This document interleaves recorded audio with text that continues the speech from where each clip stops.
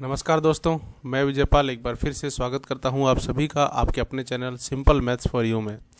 दोस्तों, sets topic की video series हमारे चैनल पे चल रही है, जिसके अंदर हमने 8 लेसन्स में ये देख लिया था कि किस प्रकार से हमने जो सेट्स है वो क्या होता है, क्या उसके टाइप्स होते हैं अलग अलग, उसके बारे में हमने पढ़ा था। और पिछले वीडियो में हमने जो सेट्स का जो चैप्टर है बुक के अकॉर्डिंग उसका हमने जो रीडिंग है वो स्टार्ट की थी।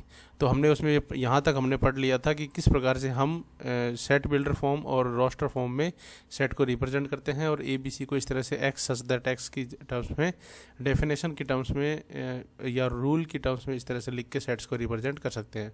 उसके बाद आज हम आगे देखेंगे कुछ एग्जाम्पल्स और आगे आने वाले टॉपिक जो भी है बुक के अकॉर्डिंग वो देखेंगे।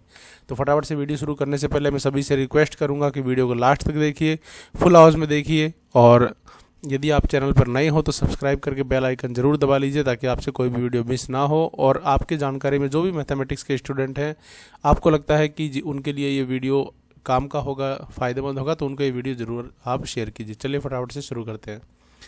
देखिए, आज हम देखते हैं यहाँ से एग्जाम्पल फर्स्ट, जो कल हमने पढ़ा था सेट्स के बारे में, जो बेसिक उसके बारे में कुछ एग्जाम्पल है बुक के, वो हम देख लेते हैं। फर्स्ट है write the solution set of a equation x square plus x minus 2 equal to 0 in roster form.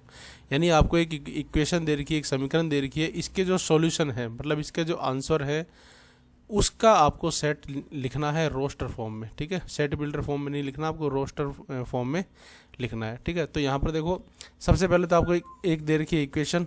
ठीक है, और जब कोई इक्वेशन दे रखी होती है क्वाड्रिक इक्वेशन, तो यहाँ पर हमें पता है कि क्वाड्रिक इक्वेशन के जो सॉल्यूशन होते हैं वो दो होते हैं। तो सबसे पहले तो हम इसको सॉल्व करके इसके सॉल्यूशन निकालते हैं। तो यहाँ पर फैक्टर मेथड से इसको सॉल्व किया तो इसके फैक्टर हो गया x माइनस 1 और x प्लस 2 इक्वल टू 0 है। तो एक बार x माइनस 1 को 0 रख दिया, एक बार x प्लस 2 को इक्वल 0 रख दिया, तो x की दो वैल्यूज आ गई यहाँ पे 1 और -2, यानी ये है आगे इसके सॉल्यूशन। अब इसको हमें रोस्टर फॉर्म में रखना है, तो सीधे सीधे रोस्टर फॉर्म में हम क्या करते हैं, लिस्ट के रूप में या टेबल के रूप में लिख देते हैं। तो यहाँ हमने कोमा लगा के लिस्ट के रूप में लिख दिया, दोनों को करली ब्रेसेस में बंद कर दिया। तो ये हो गया हमारा पहला एग्जाम्पल का आंसर। ठीक है, अब चलते हैं नेक्स्ट है write the set x such that x is a positive integer and x square less than 40 in roster form. इसको भी रोस्टर फॉर्म में लिखना है। यहाँ पे जो सेट है वो दे रखा है x is a positive integer, यानी x की वैल्यू पॉजिटिव इंटीजर होनी चाहिए, and x square less than 40, यानी x स्क्वायर की जो वैल्यू है वो होनी चाहिए 40 से कम, यानी 40 से कम। तो यहाँ पर देखो x के हमको पॉजिटिव इंटीजर लेना है, तो पॉजिटिव इंटीजर क्या होगा, यहाँ पर देखो सबसे पहले हम लेते हैं वैल्यूज़ 1 से लेकर 6 तक, क्योंकि जब यहाँ पर स्क्वायर करेंगे तो 1 का स्क्वायर 1, 2 का स्क्वायर 4, तो 6 का स्क्वायर कितना होगा 36, 7 का स्क्वायर करती वो हो जाएगा 49, और 49 होते ही वो इससे क्या हो जाएगा, बड़ा हो जाएगा। तो यहाँ पर हमें 6 तक की वैल्यू लेनी है। ठीक है, तो इसका जो सेट हो जाएगा वो क्या हो जाएगा, 1 से लेकर 6। अब यहाँ पर हमें केवल पॉजिटिव इंटीजर लेने थे, इसलिए हमने केवल प्लस की संख्याएँ ली। अगर पॉजिटिव यहाँ नहीं लिखा होता, यहाँ पर अगर पॉजिटिव नहीं लिखा होता तो हम नेगेटिव वैल्यू भी ले लेते, लेकिन लिखा हुआ है सिर्फ पॉजिटिव वैल्यू। और इस प्रकार से लेनी है वैल्यू की एक्स स्क्वायर की वैल्यू क्या हो, 40 से कम हो। तो यहाँ पर हमने क्या ले लिया, 1 से लेकर 6 तक, और फिर उनको रोस्टर फॉर्म में यानी कि कोमा लगा के और करली ब्रेसेस के अंदर उनको लिख दिया। इस प्रकार से हम निकाल सकते हैं। ठीक है, चलते हैं नेक्स्ट एग्जाम्पल की तरफ। यहाँ पर लिखा हुआ है write the set A 1, 4, 9, 16, 25 comma लगा के आगे तक। अब ये देखिए, कोमा लगा के आगे तक डॉट है, इसका मतलब है कि ये जो है आगे तक वैल्यू इन्फिनिट जा रही है। ठीक है, और यहाँ पर आपको लिखना है इन सेट बिल्डर फॉर्म, यानी यहाँ पर आपको सेट बिल्डर फॉर्म में लिखना है। अब यहाँ पे जो सेट आपको दिया हुआ है वो रोस्टर फॉर्म में ऑलरेडी दिया हुआ है। ठीक है, अब आपको इसको सेट बिल्डर फॉर्म में लिखना है। तो यहाँ पर आप ध्यान से देखो कि ये क्या है, आप इसको पहचानो, इसके अंदर कौन सा रूल लगा हुआ है। तो आप ध्यान से देखोगे कि ये सब स्क्वायर वैल्यू है, होल स्क्वायर वैल्यू है, ये 1 का, ये 2 का, ये 3 का, ये 4 का, ये 5 का, और आगे चलता चलता 100। तो हम इसको क्या लिखेंगे सेट बिल्डर फॉर्म में, a x such that x is the square of a natural number, क्योंकि ये क्या बन रहा है 1, 2, 3, 4, 5 का स्क्वायर बन रहा है। आगे ये डॉट डॉट है, यानी 6, 7 का स्क्वायर चलता रहेगा, और ये क्या होता है 1, 2, 3, 4, ये होता है नेचुरल नंबर। तो नेचुरल नंबर का स्क्वायर हमें ले रहे हैं सेट में, तो हम यहाँ लिखेंगे a such that x is the square of a natural number. और या फिर हम इसको इस तरह से भी लिख सकते हैं, कैसे, यहाँ पर हमने लिखा x सच दैट x। अब यहाँ पर देखो square number of natural number लिखने की जगह हमने सीधे क्या लिख दिया, x is equal to n square, क्योंकि यहाँ पे where n is subset of या बिलोंग्स टू n, यानी यहाँ पे जो कैपिटल एन है, ये तो है नेचुरल नंबर का सेट, इसके अंदर से हमने एक एन एलिमेंट लिया, यानी इसके एलिमेंट 1 से लेकर इन्फिनिटी तक चलेंगे, और उस n का जब हम स्क्वायर करेंगे तो हमारे सामने वैल्यू क्या आएगी x। तो यहाँ पर देखो पहले 1 का स्क्वायर, फिर 2 का स्क्वायर, फिर 3 का स्क्वायर, इस तरह से ये सेट चलेगा। तो यहाँ पर हमने लिखा लैंग्वेज में x is the square of a natural number, और यहाँ पर हमने क्या करा, उसी को मैथ्स की टर्म में लिख दिया x is equal to n square where n is element of n। तो इस प्रकार से भी आप इसको लिख सकते हो। ये हो जाएगा हमारा सेट बिल्डर फॉर्म, यानी डेफिनेशन रूप में हमने इसको लिख दिया। ठीक है, चलते हैं आगे नेक्स्ट एग्जाम्पल की तरफ। देखिए ये मैं एग्जाम्पल क्यों करा रहा हूँ, क्योंकि जितने ज़्यादा आप एग्जाम्पल देखोगे बुक से, जितने एग्जाम्पल करोगे तो उतना ही आपके जो कॉन्सेप्ट है वो क्लियर होते जाएंगे, इसीलिए एग्जाम्पल्स करना बहुत ज़रूरी है। अब यहाँ पे देखो example 4, right the set 1/2, 2/3, 3/4, 4/6, 5/6, 6/7 in set builder form. ठीक है, यहाँ पर इसको सेट बिल्डर फॉर्म लिखना है। तो यहाँ पर आप ध्यान से देखो, जब आप इस सेट को देखोगे तो आपको वैसे ही वैल्यू पता लगेगी। ऊपर तो क्या चल रहा है 1 2 3 4 5 6 यानी नेचुरल नंबर, और नीचे ध्यान से देखो जो वैल्यू ऊपर है उसका एक नीचे ज़्यादा है, यानी नीचे हमेशा क्या है +1। तो इस तरह से जब हम इसकी डेफिनेशन लिखेंगे तो ऊपर क्या है n और नीचे क्या आ जाएगा n+1, क्योंकि ऊपर नेचुरल नंबर की वैल्यू है n और नीचे क्या है नेचुरल नंबर से एक ज़्यादा, तो यहाँ पर हम लिख देंगे n+1। ठीक है, अब यहाँ पर एक बात और है कि यहाँ पर आपको देखो आगे डॉट डॉट नहीं लिखा हुआ, इसके अंदर तो क्या था थर्ड एग्जांपल में था कि डॉट डॉट लिखा हुआ था, मतलब कंटिन्यू था, लेकिन इसमें डॉट डॉट नहीं लिखा हुआ, सिर्फ ऊपर की वैल्यू जो n की वैल्यू है वो 6 तक चलेगी। तो यहाँ पर हमें ये लिखना है x such that x is equal to n/n+1 where n is a natural number and 1 less than equal n less than equal 6, यानी n की जो वैल्यू है वो 1 और 6 के बीच में है और उसके बराबर है। ठीक है, यानी यहाँ तक हमें 6 तक ही लिखना है, क्योंकि यहाँ पर जो एग्जाम्पल दे रखा है उसमें 6 तक ही वैल्यू है, आगे कंटिन्यू नहीं है। तो इस प्रकार से आप इसको भी लिख सकते हो। बस आपको ये पहचानना है कि जो भी वैल्यू दिया है उसके अंदर डेफिनेशन क्या लग रही है, रूल क्या लग रहा है, उसी रूल को यहाँ पर लिखना है। ठीक है, नेक्स्ट है match each of the set on the left described in the roster form with the same set on the right side described in the set folder form। यानी इसमें क्या दे रखा है आपको, 4 आपको सेट दे रखे हैं लेफ्ट साइड में और 4 आपको दे रखे हैं राइट साइड में। एक तरफ दे रखा है इसकी रोस्टर फॉर्म और दूसरी तरफ दे रखा है इसकी सेट बिल्डर फॉर्म। आपको मैच करना है कि कौन सी फॉर्म किसकी है, तो आप बिल्कुल इजीली देख सकते हैं। चलिए सबसे पहले देखो फर्स्ट PRINCAL, तो ये देखते ही पता लग रहा है कि प्रिंसिपल की स्पेलिंग है और उसका है, तो प्रिंसिपल के लिए क्या है, आप चौथा देखिए X is a letter of the word principal. अब हमने पहले भी एक बार एग्जांपल देखा था पिछले में, तो यहाँ पर देखो जब प्रिंसिपल हम लिखेंगे तो P ले लिया, R ले लिया, I ले लिया, N ले लिया, C ले लिया। अब I वापस आ रहा है तो हम I को दोबारा नहीं लेंगे, P वापस आ रहा है दोबारा नहीं लेंगे, तो A और L ले लेंगे। तो इसका मतलब पहले जो है ये क्या बन गया, इसका प्रिंसिपल के लेटर्स का जो प्रिंसिपल जो वर्ड है उसके लेटर्स का जो सेट है वो क्या हो जाएगा हमारा पहला। ठीक है, इसी प्रकार से आप पहचानो। यहाँ पे दूसरा जो है जिसके अंदर 0 एलिमेंट है वो क्या होगा, तो देखो इसके अंदर 0 क्या आएगा, x is a positive integer and divisor of 18, नहीं ये नहीं आएगा।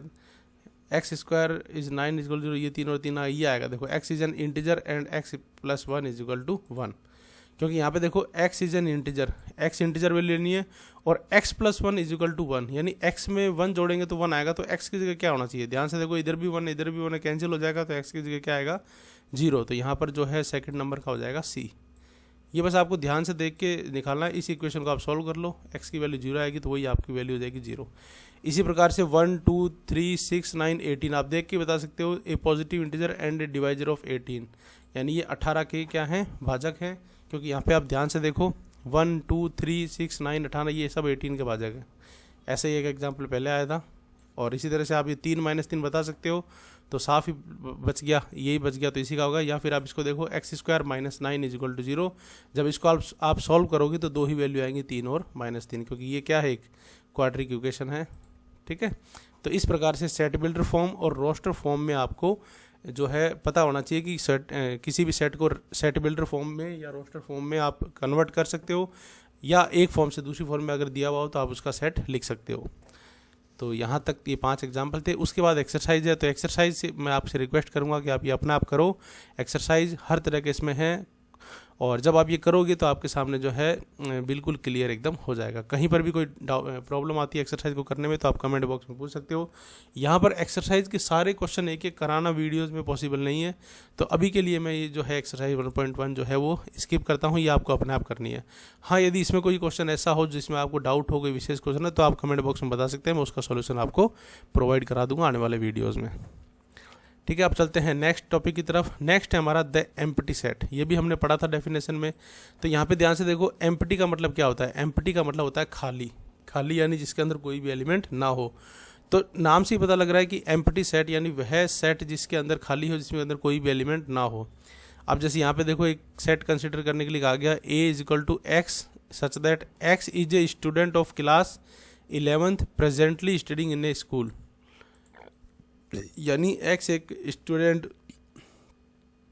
Is a student of class 11th का एक स्टूडेंट है, presently studying in a school. यानी x कोई स्टूडेंट है जो क्लास 11th में है और presently studying in a school, जो अभी भी स्कूल में स्टडी कर रहा है। तो यहाँ पर हम देखेंगे, इस बार देखो नीचे क्या लिखा, we can go to the school and count the number of student presently studying in the class 11th in the school, thus the set A contains a finite number of element. यानी हम class में गए, हमने देखा वहाँ पर कुछ student हैं, हमने उनको गिना, तो ये जो आया वो क्या आया, एक फाइनाइट नंबर ऑफ स्टूडेंट। यानी कि फाइनाइट नंबर मतलब कुछ व्यक्ति बैठे थे, कुछ स्टूडेंट बैठे थे, 10-15 जो भी हैं।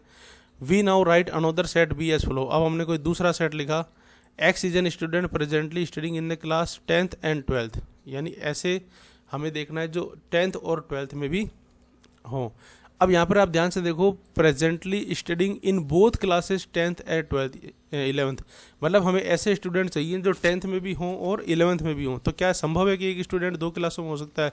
नहीं। तो ऐसा एक भी स्टूडेंट नहीं होगा जो दोनों क्लासों में हो, क्योंकि स्टूडेंट एक बार में तो एक में होगा। तो we observe that a student can not studying simultaneously in both classes 10th and 11th। यानी ऐसा कोई भी बच्चा नहीं होगा जो 10th और 11th में एक साथ पढ़े। तो इसका मतलब इस सेट के अंदर क्या है, कोई भी एलिमेंट नहीं है। ये देखो, कंटेंस नो एलिमेंट। तो ऐसा सेट जिसके अंदर कोई भी एलिमेंट ना हो, कुछ भी नहीं हो या खाली हो, तो उसे हम क्या बोलते हैं, एम्प्टी सेट बोलते हैं। ये इसकी डेफिनेशन है। A set which does not contains any element is called the empty set or null set or void set.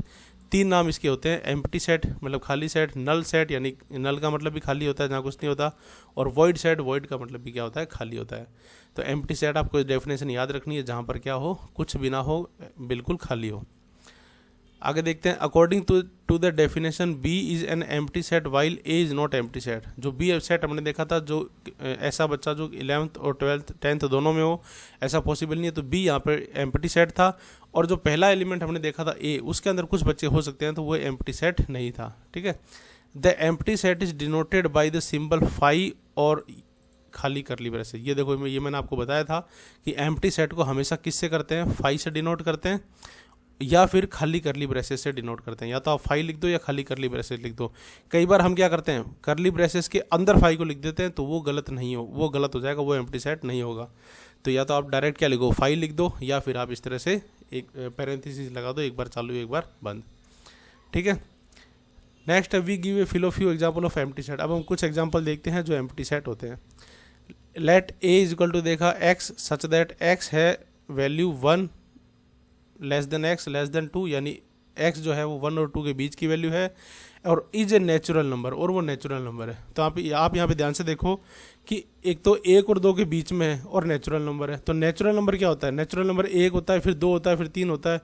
तो 1 ही आ गया, 2 आ गया, इनके बीच में कोई नेचुरल नंबर होता ही नहीं है। तो इसका मतलब ये जो सेट कह रहा है ऐसा कोई भी एलिमेंट नहीं होगा। Then A is then empty set because there is no natural number between 1 and 2। 1 और 2 के बीच में कोई नेचुरल नंबर नहीं होता, इसलिए ये सेट क्या हो गया, खाली।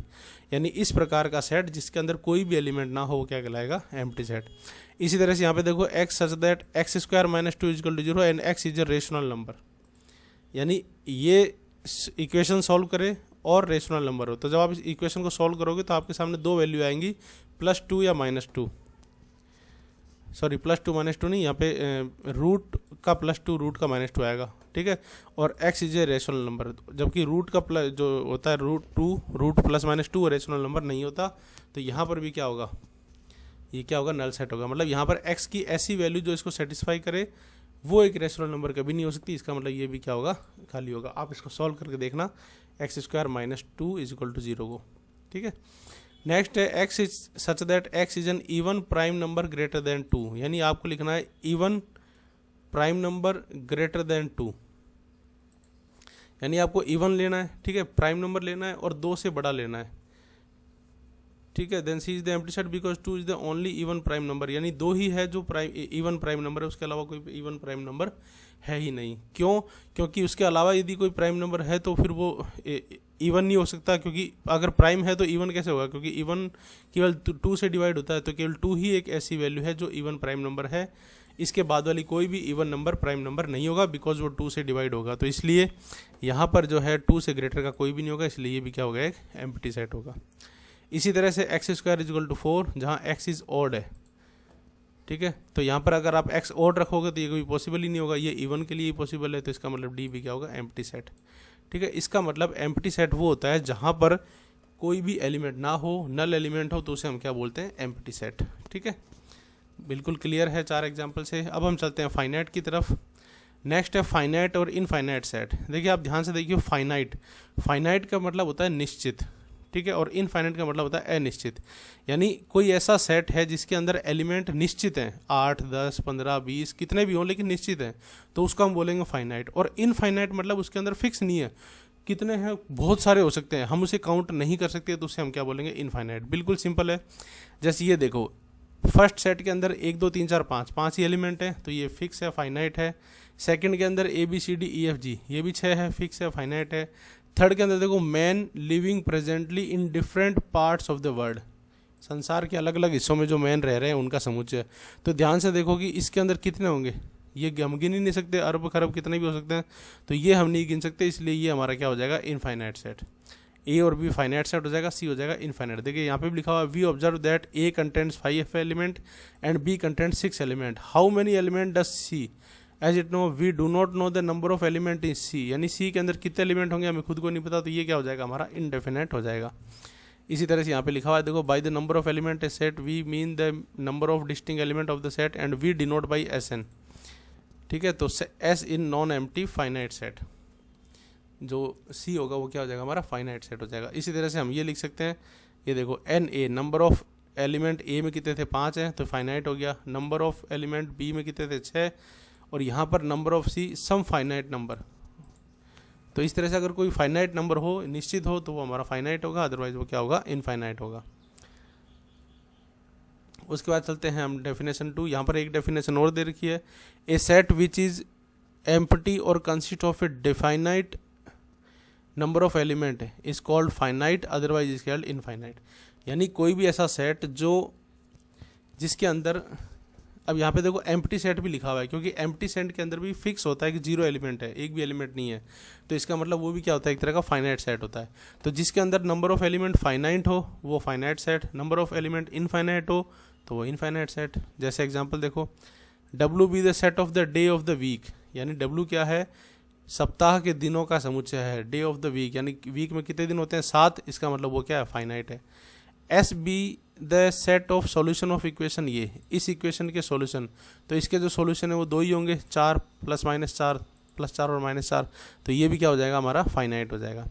इसी तरह से let G be the set of points on a line then G is infinite. अब यहाँ पे आपको G का लेना है एक लाइन पे पॉइंट्स की संख्या, तो एक लाइन जो होती है वो बहुत सारे अनंत पॉइंटों से मिलकर बनी होती है, तो उस पर नंबर ऑफ पॉइंट कितने हो सकते हैं हम बता नहीं सकते, तो वो नंबर क्या हो गया, इनफाइनाइट। तो सेट G क्या हो जाएगा, इनफाइनाइट हो जाएगा। यानी कि इस तरह से आप बिल्कुल आराम से बता सकते हो कि जो गिन सकते हैं फाइनाइट है, निश्चित है, वो तो फाइनाइट, और जो बहुत सारे हैं अनगिनत हैं हम जिन्हें गिन नहीं सकते, वो क्या हो जाएगा, इनफाइनाइट। ठीक है, When we represent a set in roster form, we write all the elements of the set within braces। ये इस तरह से ब्रेसेस में लिखते हैं। It is not possible to write the element form an infinite set within braces। जब infinite set आता है तो हमें इस तरह से ब्रेसेस में लिखना पॉसिबल नहीं होता, क्योंकि इनफाइनाइट हमें पता ही नहीं है कितने 100 200 500, तो हम कहाँ तक लिखेंगे, तो इस तरह से लिखना ब्रेसेस में पॉसिबल नहीं होता। Because the number of element of such as set is not finite, so we represent some infinite set in roster form written in few element by clearly indicate for example और proceed. ये तो हम उसको इस तरह से लिखते हैं, जैसे 1 2 3 लिख दिया, नेचुरल नंबर है कितने होंगे, बहुत सारे होंगे, तो हमने 1 2 3 के आगे क्या लगा दिया, 3 डॉट लगा दिया। 3 डॉट का मतलब है ये कंटिन्यू आगे तक चलते जाएंगे। इसी तरह से 1 3 5 7 आगे डॉट डॉट। इसी तरह से जो इंटीजर होते हैं उनके लिए माइनस और प्लस, तो कुछ लिख दिए, और इससे पहले बहुत सारे होते हैं, बाद में बहुत सारे होते हैं, तो वहाँ हमने क्या लगा दिया, डॉट लगा दिया। तो इनफाइनाइट नंबर को रोस्टर फॉर्म में अगर आपको शो करना हो तो इसी प्रकार से आप डॉट डॉट लगा के शो कर सकते हो। ठीक है, उसके बाद है एक नोट देखते हैं क्या है। All infinite set can not be described in the roster form. जितने भी इनफाइनाइट सेट हैं उनको सबको आप रोस्टर फॉर्म में डिस्क्राइब नहीं कर सकते। For example the set of real numbers can not be describe in the form. अब ये जैसे इंटीजर थे इनको तो कर दिया, लेकिन रियल नंबर्स को हम इस तरह से डिस्क्राइब नहीं कर सकते, because the elements of set do not follow any particular pattern. क्योंकि उनका कोई फिक्स पर्टिकुलर पैटर्न नहीं है, तो हम उनको जो है रोस्टर फॉर्म में सारे इनफाइनाइट सेट को रोस्टर फॉर्म में हम जो है वो शो नहीं कर सकते। ठीक है, आगे देखते हैं example 6। State which is the following set finite और इनफाइनाइट। अब आपको बताना है कि इनमें से कौन सा सेट है वो फाइनाइट है या इनफाइनाइट। बिल्कुल इजीली आप बता सकते हो अगर आपने ऊपर वाले डेफिनेशन को ध्यान से देखा है। तो फर्स्ट देखो, x is element of n, यानी नेचुरल नंबर है। x -1 x -2 = 0, मतलब इसका सॉल्यूशन है। तो आप ध्यान से देखो, जब इसका आप सॉल्यूशन करोगे तो इसके दो ही सॉल्यूशन आएंगे, 1 और 2, दो ही सॉल्यूशन आएंगे, इसका मतलब वो क्या होगा, फाइनाइट।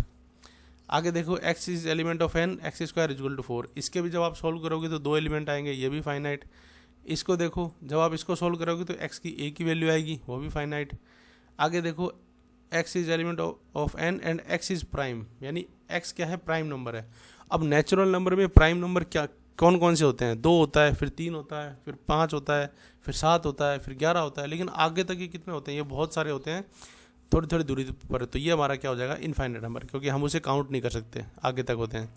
इसी प्रकार से x इज ऑड, तो ऑड क्या होता है, 1 3 5 7 9, लेकिन आगे कहाँ तक होते हैं, ये आगे अनलिमिटेड चलते जाएंगे, इसका मतलब ये भी क्या हो जाएगा, इनफाइनाइट हो जाएगा। तो शुरू के 3 फाइनाइट है, बाकी इनफाइनाइट है। ये देखो, शुरू के 3 फाइनाइट है और बाकी दोनों क्या है, इनफाइनाइट।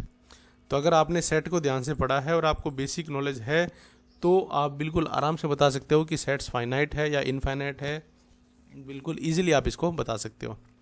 आगे चलते हैं, इक्वल सेट।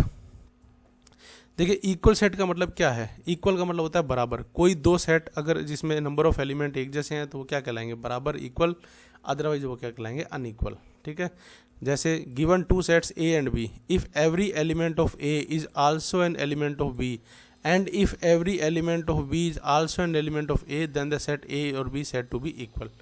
मतलब A और B के जो एलिमेंट है वो बिल्कुल सेम है, A के जो एलिमेंट है वो B में भी हैं और B के जो एलिमेंट है वो A में भी हैं, तो वो क्या कहलाएंगे, हमारे इक्वल सेट कहलाएंगे। डेफिनेशन देखो, 2 sets A and B is said to be equal if they have exactly the same element and we write A is equal to B। अगर दोनों में बिल्कुल सेम एलिमेंट हो, हाँ आगे पीछे हो सकते हैं, लिखने में कोमा लगाने में आगे पीछे लिख सकते हैं, लेकिन एलिमेंट सेम होने चाहिए, तो उसे हम क्या लिखेंगे, A is equal to B। Otherwise the set is to be unequal, अगर बराबर नहीं है तो हम उसे क्या लिखेंगे, अनइक्वल, और उसको हम लिखेंगे इस तरह से, A is not equal to B। ये साइन आप याद रखना, इक्वल साइन होता है इक्वल के लिए, बराबर के लिए, और उसके बाद जब अगर वो बराबर नहीं है तो हम उसे क्या करते हैं, इक्वल साइन को क्रॉस कर देते हैं। ठीक है, उसके बाद we consider the following example, कुछ एक एग्जाम्पल है, जैसे देखो, लेट A 1 2 3 4 एंड B 3 1 4 2, इन दोनों को ध्यान से देखो, तो इसके अंदर भी 1 2 3 4 है और इसके अंदर भी 1 2 3 4 है, बस आगे पीछे लिखा हुआ है। तो इसमें A के सारे एलिमेंट B में है और B के सारे एलिमेंट A में है, तो ये हमारा क्या हो जाएगा, A is equal to B। ठीक है, नेक्स्ट देखो, A B the set of prime numbers less than 6, P the set of prime factor of 30, then A and P are equal, since 2 and 3 and 5 then the not prime factor 30 and also be less than 6। यानी आपको यहाँ पर देखना है कि इस तरह से अगर कोई भी दो एलिमेंट हो, चाहे उनकी डेफिनेशन कुछ भी हो, लेकिन अगर उनके अंदर नंबर ऑफ एलिमेंट सेम होते हैं तो वो क्या कहलाएंगे, इक्वल सेट कहलाएंगे। ठीक है, उसके बाद यहाँ पर हम देखते हैं एक note, a set does not change if one or more element of the set are repeated. यानी अगर कोई एलिमेंट बार बार रिपीट होता है तो वो सेट क्या होता है, अलग नहीं होता। जैसे यहाँ पे देखो, एक सेट है A 1 2 3 और एक सेट है B 2 2 1 3 3 आर इक्वल, क्योंकि यहाँ पे अगर कोई आपने एलिमेंट 2 बार लिख रखा है तो इसका मतलब वो 2 बार तो लिखा गया है, बाकी वो एक ही है।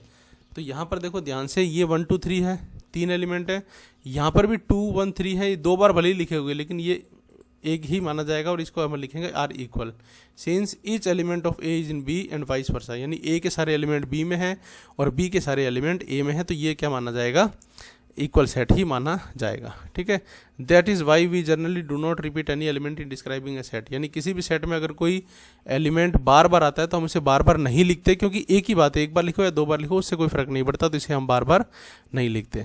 ठीक है, तो यहाँ तक हमने कर लिया। उसके बाद एग्जाम्पल 7 है, एग्जाम्पल 8 है, ये आप अच्छी तरह करो।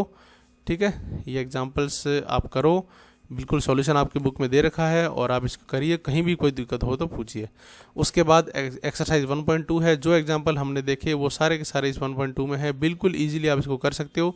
सारे एग्जाम्पल्स आप करके देखना, सारे सवाल करके देखना, क्योंकि हर सवाल में कुछ ना कुछ नया होता है और अगर आपने सारे सवाल इजीली कर लिए तो इसका मतलब सेट आपके बिल्कुल क्लियर हो जाएगी। ठीक है, उसके बाद नेक्स्ट टॉपिक सबसेट, ये हम करेंगे नेक्स्ट, यहाँ से करेंगे नेक्स्ट वीडियो में रीडिंग।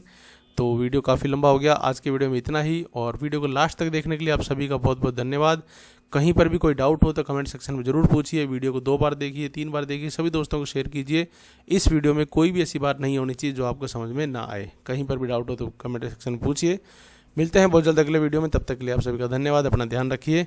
चैनल पर नए हैं तो सब्सक्राइब करके बेल आइकन दबा दीजिए। सभी जानने वालों को, मैथ्स पढ़ने वालों को ये वीडियो शेयर कीजिए ताकि वो भी इसका फ़ायदा उठा सके।